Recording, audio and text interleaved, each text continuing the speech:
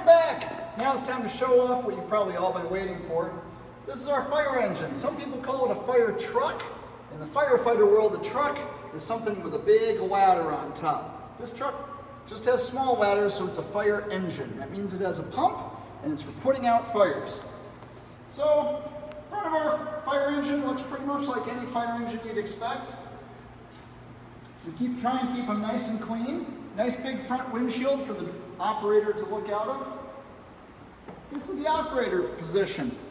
Some people call this a driver, but the operator is in charge of operating this truck. Everything from the pump to the lights to every tool on this truck, the operator is in charge of. They sit here. Their first and their most important job is to get everybody else in this truck safely and quickly to the fire, or to anybody that needs help, like if you need to be rescued. That's their job. We'll come back, we'll talk about the people that's sitting back here in just a minute, but we'll come back here. This is the second most important thing about this truck. We pull up, those wheels stop, these compartments get open. These are our fire hoses. These hoses will be pulled out. These are long enough to reach all the way around a house so that we can get anywhere we need to at a house, put a fire out. This is where the water comes out. This is where the water comes in. This fire engine is a gigantic pump. It pulls water from a fire hydrant, and it'll spray it out these hoses very hard and very fast. That's its job. So it has a very, very big pipe going in and small, long pipes coming out. This is where the operator will operate that pump. Everything from this side of the truck all the way to the other side of the truck, the whole middle here is one gigantic water pump. Very powerful pump, and these levers and knobs will control where the water comes out, how fast it comes out, and if we mix a special thing called foam into it.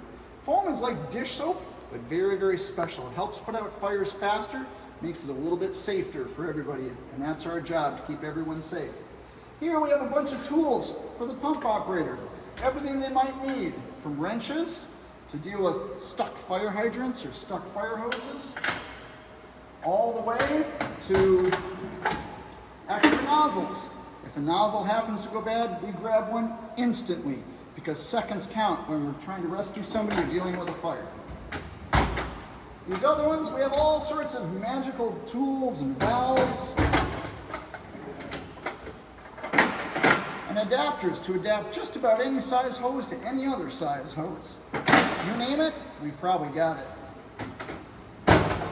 Next, we come to the other part of the fire engine. Fire engine, I said, is a great big giant rolling pump. It's also a giant rolling toolbox. Just about anything you can think of inside to help rescue people. Over here, we have traffic cones to keep everybody safe. We have electric tools to cut apart houses or buildings or cars.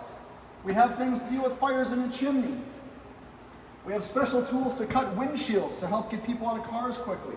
And scattered all around the truck in every little places we can find, we find little compartments like this.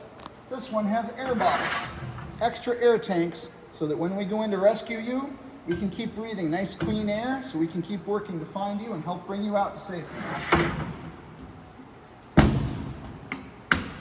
We'll move on down here. Here's where we have a great big, very powerful fan. This will pull smoke out of a building, or it'll blow clean air into a building. Again, it helps keep you safe. It gives us just a few more seconds to come and try and rescue somebody if they're in a bad, smoky building. We'll leave that one open. We have extra fire hoses in case we need to go into an apartment building. We call this an apartment pack. That means we can grab it, run into a building, and connect up to our fire hoses to make them even longer so we can put out fires deep in a building. At the back of the fire truck, this is where the big hose is.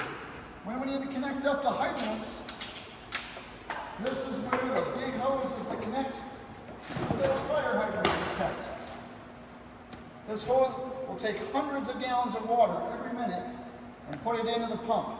All these hoses are yellow. We don't use any yellow hoses inside a building. The yellow hoses, water comes in. Red, green, and blue, water comes out. Very easy to find out. Down here, another fan. This one's for blowing air into a building, even more powerful than the other one. It's a little bit heavier though. It takes 2 people to lift that fan, so we have 2 of them. And here, instead of ladders way up on top, this fire truck has an inside. We keep our ladders tucked in here all the way in the fire truck. I'm not going to pull this one out because it's really long and very heavy. It takes about 2 or 3 firefighters to lift this one and put it up. But this will get us all the way to the top of a 3-story house if we need to.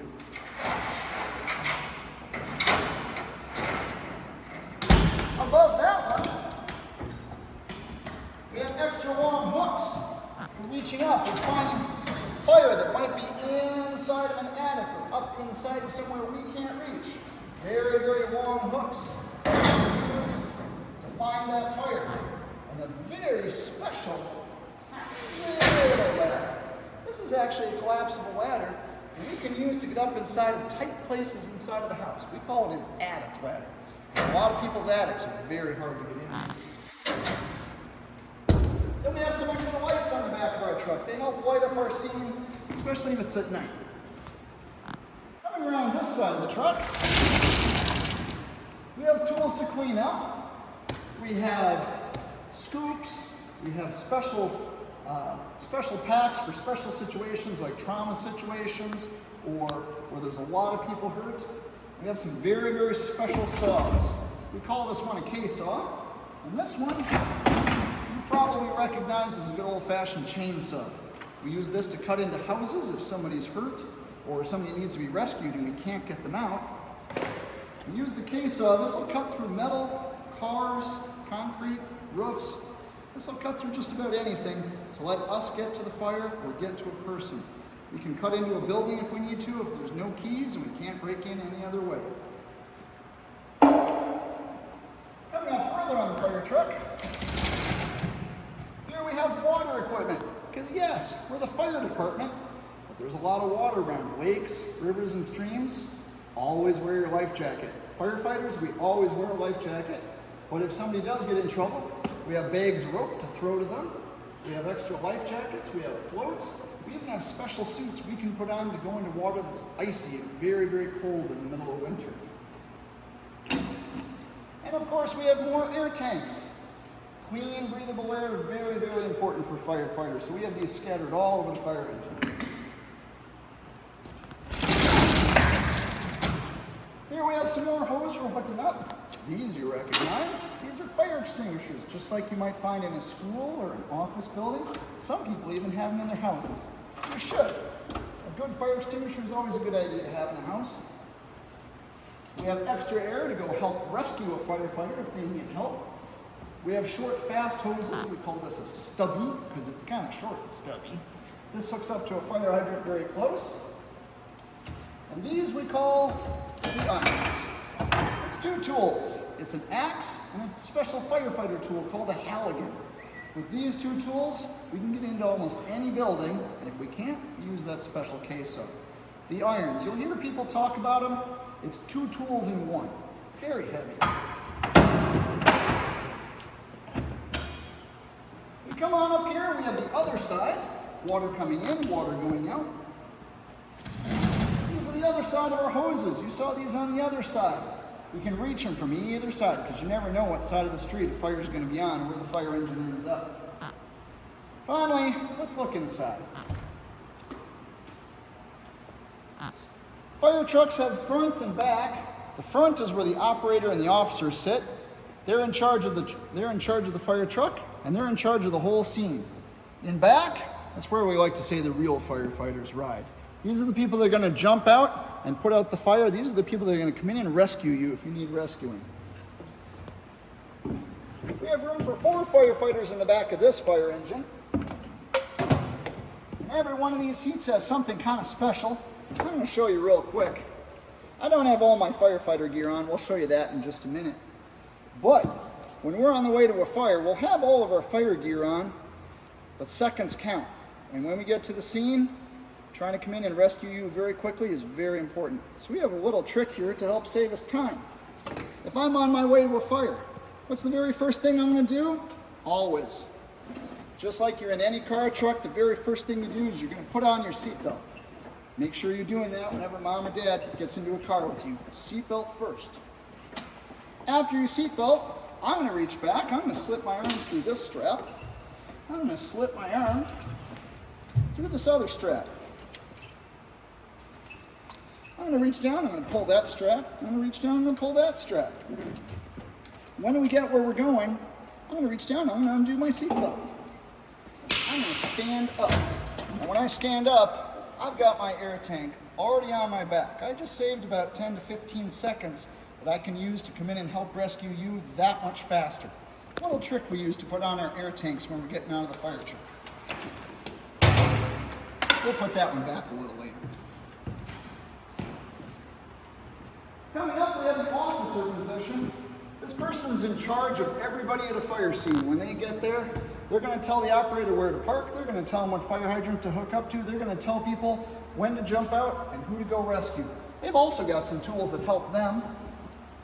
They've got a computer mapping system that helps us get around the city, finds us the fastest way to any place. We've also got this little air monitor here.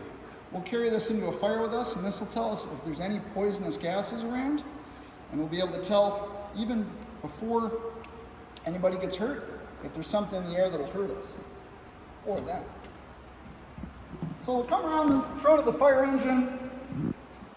We're going to end our tour of the fire engine with what you've probably all been waiting for. We'll do it right here at the end.